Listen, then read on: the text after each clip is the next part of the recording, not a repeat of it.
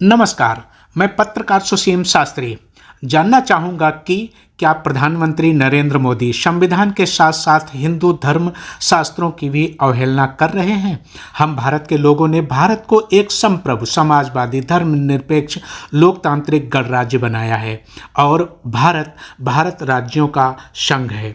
अनुच्छेद 12 के अनुसार राज्य के अंतर्गत भारत की सरकार और संसद तथा राज्यों में से प्रत्येक राज्य की सरकार और विधानमंडल तथा भारत के राज्य क्षेत्र के भीतर या भारत सरकार के नियंत्रण के अधीन सभी स्थानीय और अन्य प्राधिकारी हैं।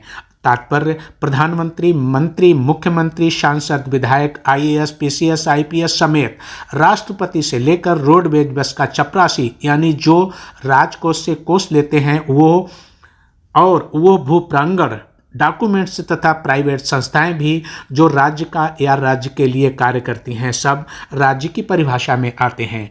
भारत का संविधान की प्रस्तावना, जो संविधान का महत्वपूर्ण अंग है, में कहा गया है कि राज्य धर्म निरपेक्ष होगा, अर्थात राज्य यानी प्रधानमंत्री, मंत्री, मुख्यमंत्री, सांसद, विधायक, आईएएस, पीसीएस, आईपीएस समेत राष्ट्रपति भी धर्म से तटस्थ रहेंगे। यानी यह संवैधानिक पद पर रहते हुए न तो कोई धार्मिक गतिविधि करेंगे और ना ही उसमें शामिल होंगे।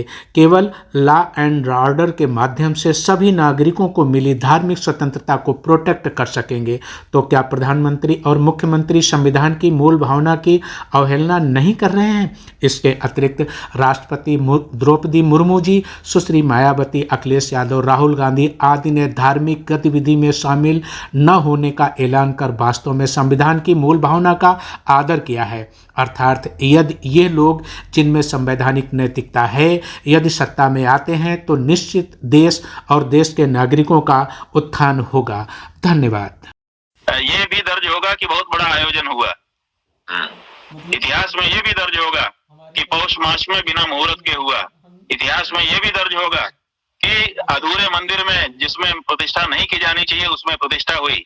इतिहास में ये भी दर्ज होगा कि देश के चारों शंकराचार्य उसमें नहीं पधारे। इतिहास में ये भी दर्ज होगा कि सनातन धर्म की वहां पर घोर उपेक्षा की गई। इतिहास में ये भी दर्ज हो गया कि एक जिम्मेदारी वाले पद पर बैठाए गए व्यक्ति के द्वारा शंकराचार्यों का अपमान कराया गया। इतिहास में ये भी दर्ज होगा कि भारतीय जनता पार्टी के द्वारा मनोनीत किसी पदाधिकारी के द्वारा हिंदू समाज में फूट डालने वाले बयान दिए गए। ये सब दर्ज होगा। केवल एक चीज इतिहास में दर्ज नहीं होती है, सब कुछ साथ में दर्ज होता है।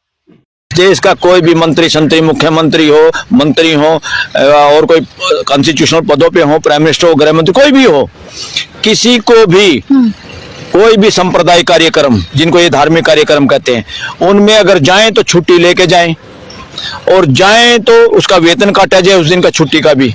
या अगर छुट्टी अनुमति है तो छुट्टी दे दो, करने दो इनको जो करना है। राम मंदिर के उदाहरण में आप बता रहे हैं। राम मंदिर पे भी मैं कह रहा हूँ, प्राइम मिनिस्टर को छुट्टी लेके जाना चाहिए। ये देश का काम नहीं है मंदिर बनाना और ये या किसी आस्था को बढ़ावा देना। ये देश का कानून नहीं है, संविधान इसकी इजाजत नहीं देता। प्राइम मिनिस्टर को जाना तो छुट्टी लेके जाए और चार्ज दे के जाए किसी दूसरे आदमी को उस बात का। उस सरकार इतना महत्वपूर्ण पद है, इतनी महत्वपूर्ण ये नौकरी है, उसको किसी और के हाथ में दे के जाए और जाए जो मर्जी करे, चाहे एक हफ्ता पूजा करे, एक हफ्ता उद्घाटन करे, कोई दिक्कत नहीं है लोगों को। और उस सरकारी व्हीकल से ना जाए, उनके अपने घर का तेल, अपनी तनख्वाह के तेल से जाए, किसी और व्हीकल से जाए।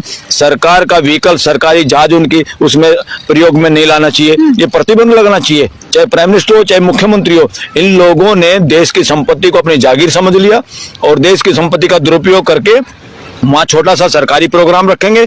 उस बहाने से ये लोग अपना टूर बनाते हैं और देश के सामने कहते हैं मैं बहुत अच्छा मुख्यमंत्री, मैंने छुट्टी नहीं ली, मैं बहुत अच्छा प्रधानमंत्री, मैंने छुट्टी नहीं ली। अरे तुम ढोंग कर रहे हो और देश को मूर्ख बना रहे हो।